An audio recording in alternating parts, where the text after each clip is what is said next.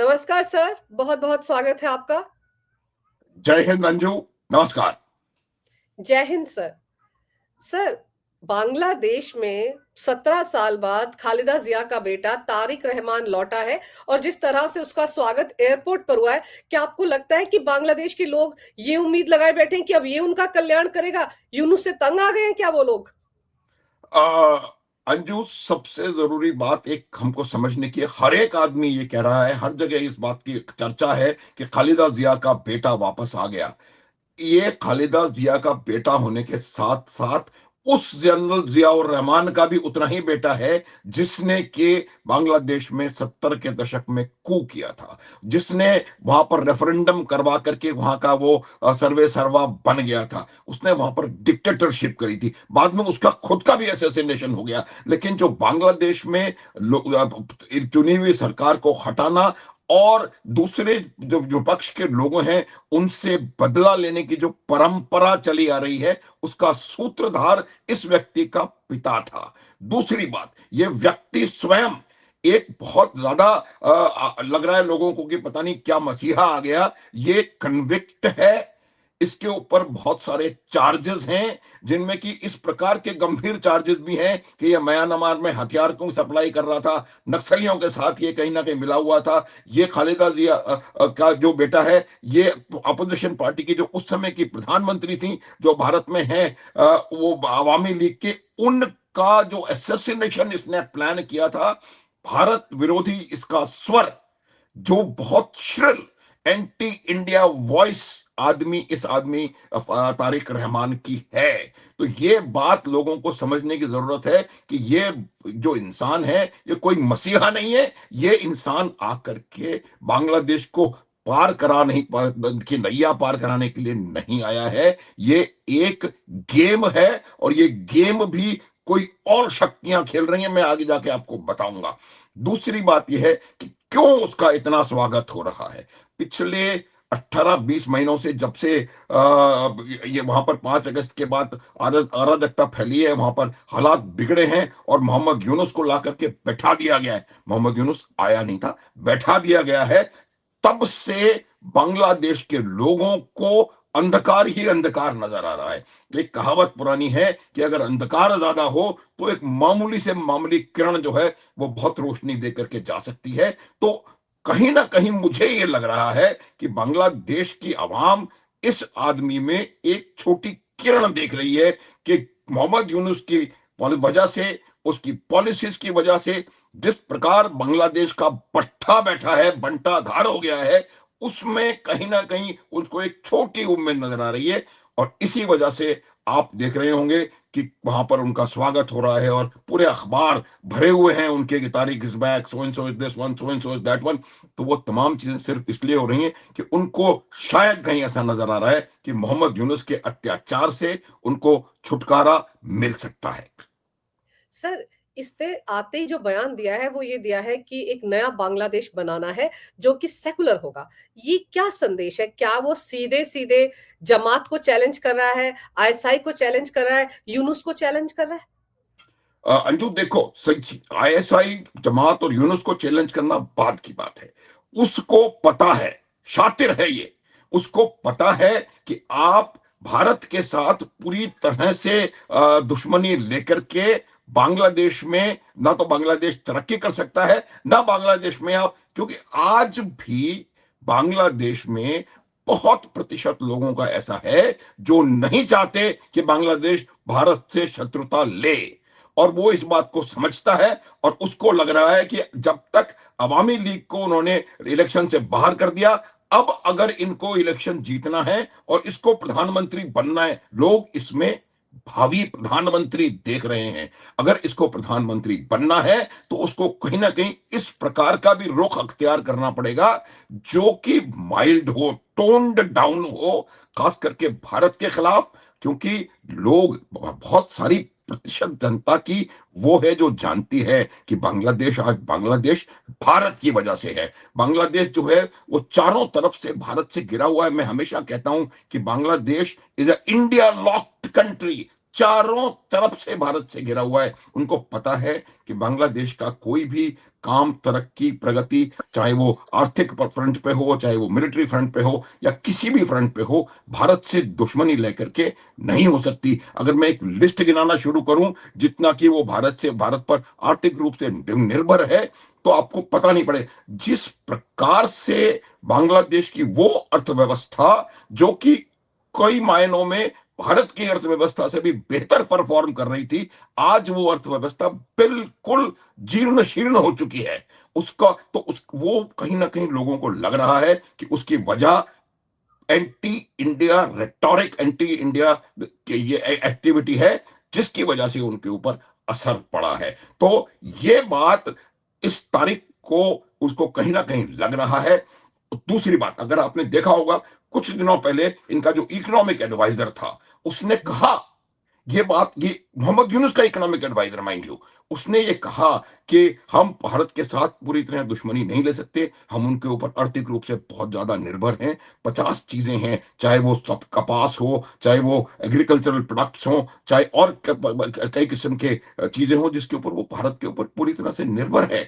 और वो इस बात को जानते हैं कि भूगोल जो है वो भारत के इतना पक्ष में है कि आप तमाम ओर से घिरे होने के बाद भारत से पूरी तरह से भारत को नकार करके आप आगे नहीं बढ़ सकते, ये बात जानते हैं। तो उनको लग रहा है कि कहीं ना कहीं एक सेकुलर सेंटिमेंट आने की जरूरत है।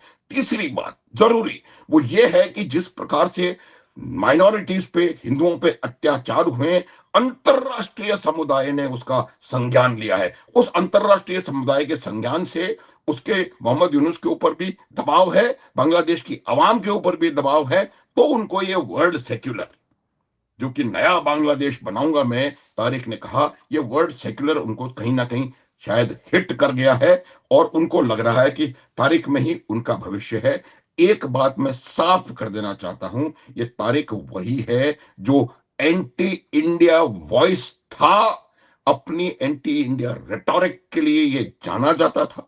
और जब इनकी खालिदा जिया की गवर्नमेंट थी, तब भी ये कहा जाता था कि डी फैक्टो प्राइम मिनिस्टर जो है वो तारिक है, और खालिदा जिया का वो, तो उसका बहुत इन्फ्लुएंस था, और ये बहुत एंटी इंडिया एक्टिविटीज में घुसा हुआ था। तो ये बात हमको समझने की जरूरत है।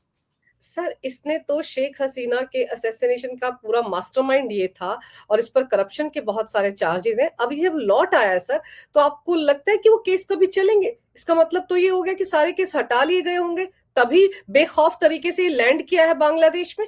अंजू, हटा लिए होंगे नहीं, हटा दिए गए हैं, इसमें कोई संदेह नहीं है। इनके ऊपर जितने भी चार्जेस थे तमाम, देखिए, एक दो चीजें बिल्कुल समझने की, इतने चार्जेस लगाए गए थे।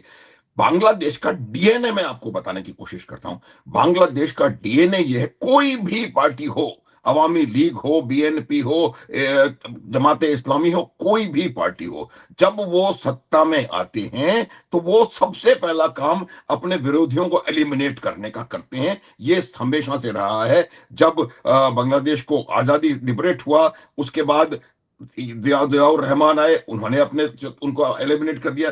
खालिदा बच गई, ये शेख अभी हसीना। बेगम शेख हसीना बच गई, क्योंकि वो थी नहीं।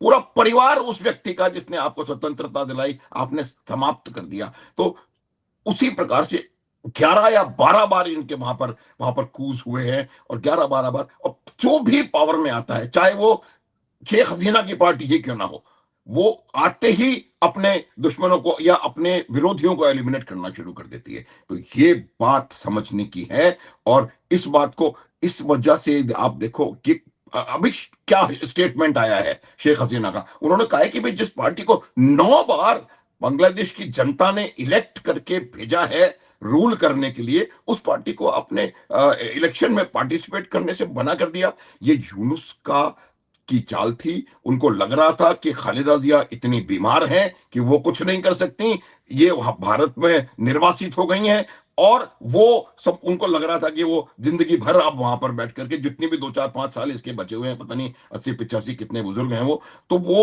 उनको लग रहा था कि वो जमात के साथ मिलके वहां पर बैठ करके और मालपूड़े खाएंगे। तो ये कहीं ना कहीं अब उनको ये समझ में आ रहा है कि लोग इस बात को समझ रहे हैं, और इतना मैं बता सकता हूं, कोई भी पावर में आए बांग्लादेश में, आते के साथ ही, चाहे वो अवामी लीग हो, चाहे वो बीएनपी हो, अपने ऑपोजिशन को एलिमिनेट करना शुरू कर देते हैं। उदाहरण आप देख लें, जैसे ही ये शेख हसीना भारत में निर्वासित हुई थी, उसके तुरंत बाद तमाम उनके लीडरों पर, उनके सपोर्टर्स पर, उनके साथ काम करने वालों पर, सब पे जी। हमले होने शुरू हो गए, सबको स्लोली एलिमिनेट करना शुरू कर दिया।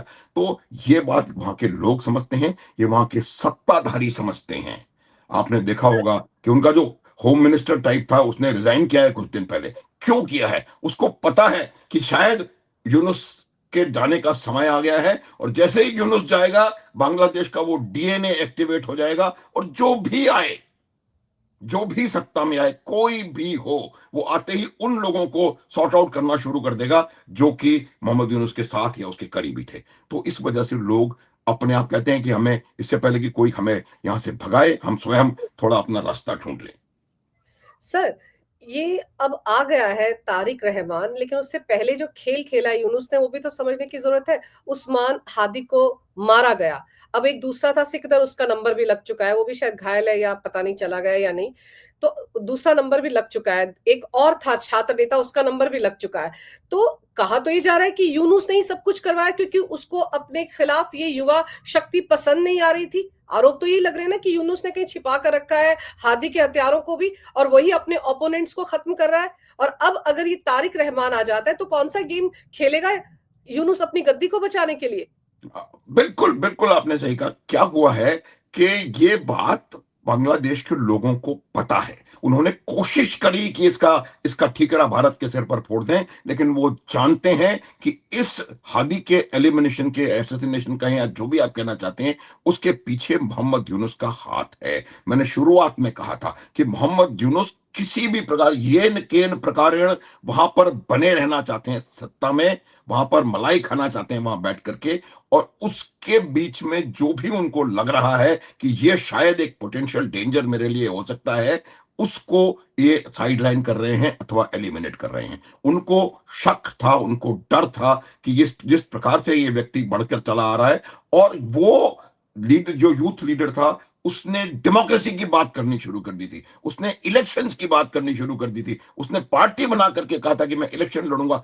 तब उनको खतरा हुआ, और उस समय इन्होंने इसको एलिमिनेट करवाया है। आप कह रही थी शायद, मैं बिल्कुल क्लियर वर्ड्स में कह रहा हूं कि इस हादी के एसेसिनेशन के पीछे मोहम्मद यूनुस का हाथ है।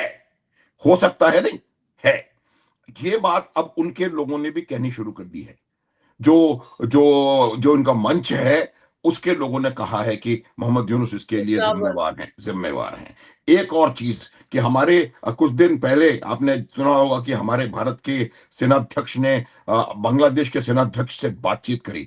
मैं एक बात बताना चाहता हूं कि भारतीय सेना और बांग्लादेश की सेना के संबंध बहुत प्रगाढ़ रहे हैं। वो लोग भारत में आकर के ट्रेनिंग किया करते थे, हमारे लोग वहां जाकर के कोर्सेज किया करते हैं। तो ये हमारे जो मिलिट्री टू मिलिट्री कनेक्ट है, वो स्ट्रांग है। और जब उन्होंने बात करी, उसके बाद से आपने देखा होगा कि पूरे माहौल में टोन डाउन हुआ है, और जिस प्रकार से हर चीज के लिए भारत को वो जिम्मेवार ठहरा रहे थे, वो कम हुआ है।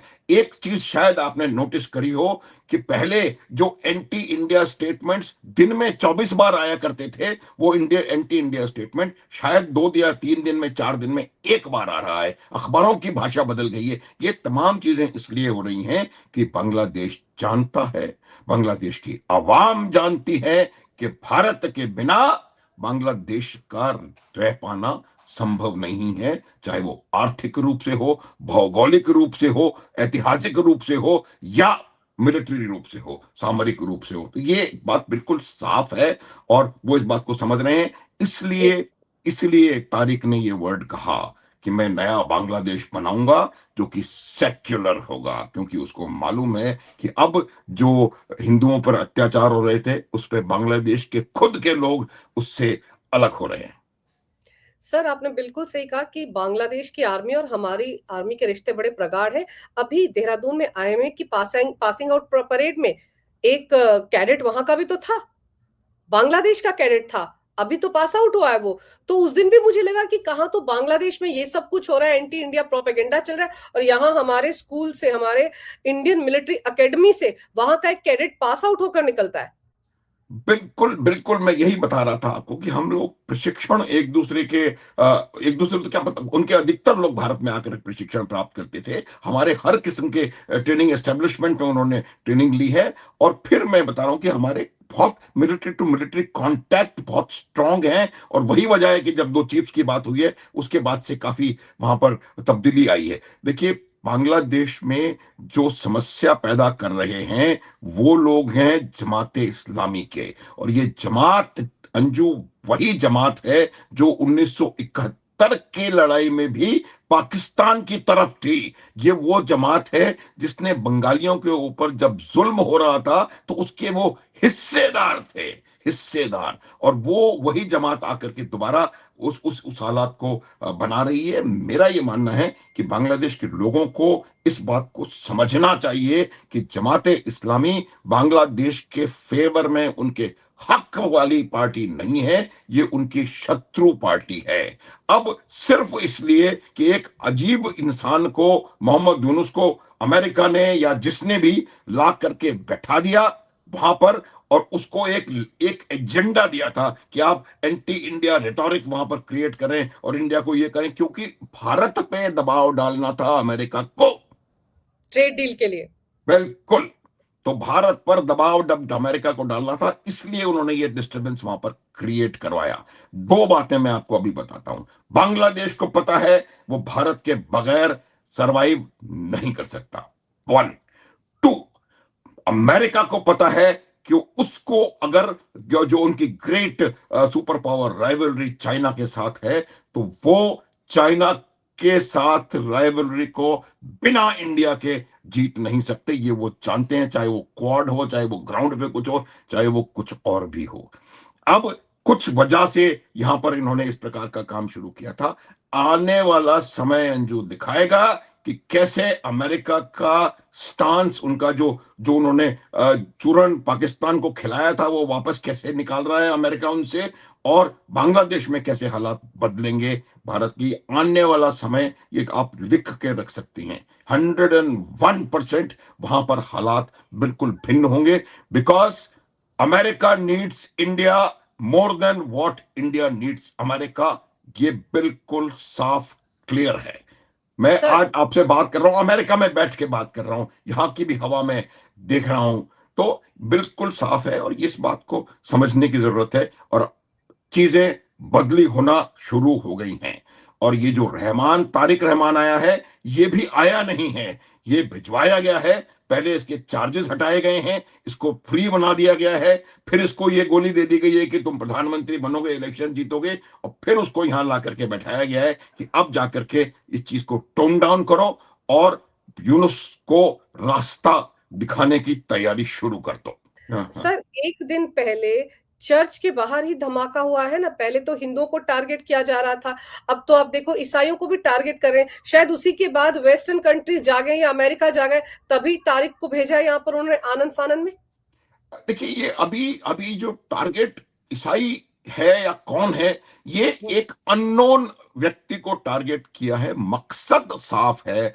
मकसद ये है कि वहां के लोगों में इतनी दहशत हो कि वो पॉलिटिकल एक्टिविटी में हिस्सा लेने से डरें। खौफ लोगों के अंदर बैठाना है। अगर ये हिंदू के खिलाफ हिंसा होती, इस बम से हिंदू मरता, तो ये उसी में निकल जाता कि हिंदुओं के खिलाफ लगातार हिंसा बढ़ रही है और पाकिस्तान। लेकिन आज क्या हुआ है कि एक आम इंसान जो कि हिंदू नहीं है, उस पर हमला हुआ है। मकसद लोगों को डेटर करना इलेक्टोरल प्रोसेस में हिस्सा लेने से।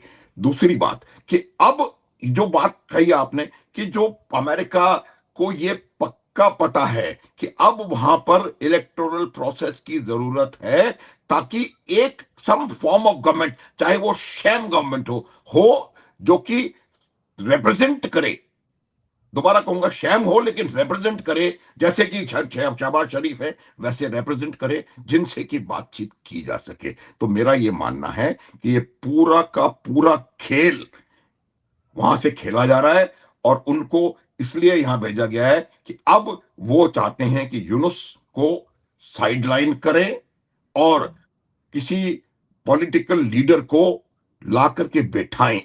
मोहरे की सिलेक्शन होगा, सिलेक्शन अंजू, ये इलेक्शन नहीं होगा, ये भी सिलेक्शन होगा।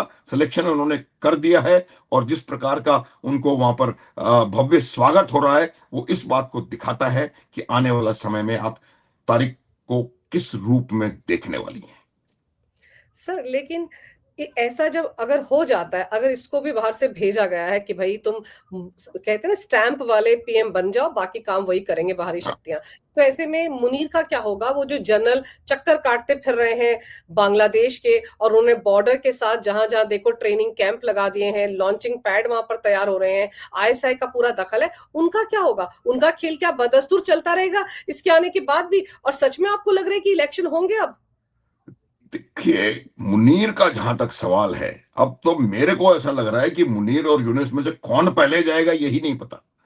मुनीर का भी मेरा जो आकलन है, हो सकता है मैं गलत हूं, मुनीर का भी समय बहुत सीमित रह गया है। जो अमेरिका ने उसके ऊपर हाथ रखा था, किसी प्रयोजन विशेष से वो हाथ रखा गया था उनके ऊपर, और वो हाथ उनके ऊपर रखा गया था क्योंकि अमेरिका को पाकिस्तान की आर्मी की, पाकिस्तान की मिनरल्स की, मतलब अमेरिका को पाकिस्तान को खरीदना था। उन्होंने वो खरीद फरोख्त अपनी पूरी कर ली। अब असीम मुनीर उनके लिए मुझे लगता है कोई बहुत ज्यादा बड़ा वो नहीं है, और धीरे धीरे आने वाले टाइम में देखोगे आप कि असीम मुनीर के पीठ पे से अमेरिका का हाथ उठता चला जाएगा। और असीम मुनीर हो या मोहम्मद यूनुस हो, जो लोग अमेरिका या इस प्रकार की शक्तियों के द्वारा ला करके बैठाए जाते हैं, उन लोगों के नीचे से कब कारपेट को खींच लिया जाए ये उनको स्वयं नहीं पता होता। और अब पाकिस्तान से भी और बांग्लादेश से भी दोनों जगह मुझे रिजीम चेंज होता हुआ नजर आ रहा है। इलेक्शन होंगे क्या 12 फरवरी को या नहीं? इलेक्शन बिल्कुल, मैं समझता हूं कि इलेक्शन होंगे। ये तारिक रहमान इसीलिए आए हैं कि वो चाहे कैसा भी इलेक्शन हो, फिर रिपीट कर रहा हूं कि शैम इलेक्शन होंगे, लेकिन इलेक्शन होंगे।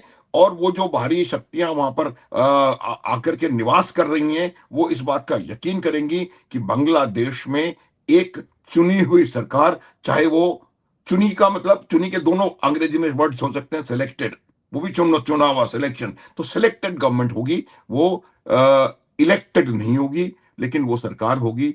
और ये इलेक्शन मुझे लगता है 12 तारीख को होंगे। आवाजें बांग्लादेश से आनी शुरू हो गई हैं कि अवामी लीग के वो लोग जो कि डायरेक्टली उसमें इन्वॉल्व नहीं थे या ये नहीं थे या थोड़े से कबूतरों की तरह शांति प्रिय हैं, उनको इलेक्शन लड़ने दिया जाए। इस प्रकार की आवाजें बांग्लादेश में आनी शुरू हो गई हैं। ये आवाजें भी प्लांट की गई हैं। और मेरे को पता नहीं क्यों ऐसा लग रहा है कि फरवरी आते आते अवामी लीग को भी ये इलेक्शन में कुछ और कंडीशंस के साथ शायद शामिल करें, ताकि दुनिया को ये लगे कि ये जो, क्योंकि अवामी लीग की 40-45% फॉलोइंग आज भी है। आप 45% लोगों को प्रोसेस से बाहर रख के सरकार नहीं चला सकते। तो वो जो 40-45% है, ये जो आवाजें क्यों आ रही हैं अचानक से, ये आवाज आनी क्यों शुरू हो गई? इसीलिए शुरू हुई है। ये आवाज वहां बैठाई गई है कि आप आए और इस इलेक्टोरल प्रोसेस को थोड़ा और मजबूती से या थोड़ा और जेन्युइन दिखाने का कोशिश करें, और एक सरकार आप बना दें। सरकार वही बनेगी जो वो चाहेंगे। बिल्कुल।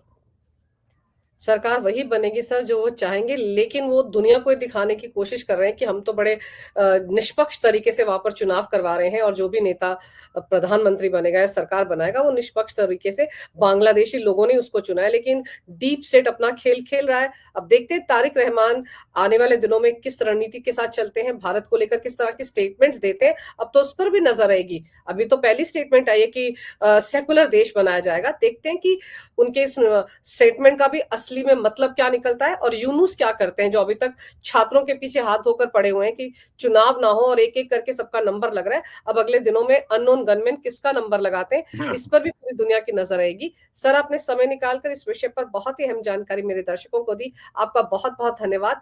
नमस्कार। भारत माता की जय। वंदे मातरम। जय हिंद। जय हिंद, जय भारत। जय भारत।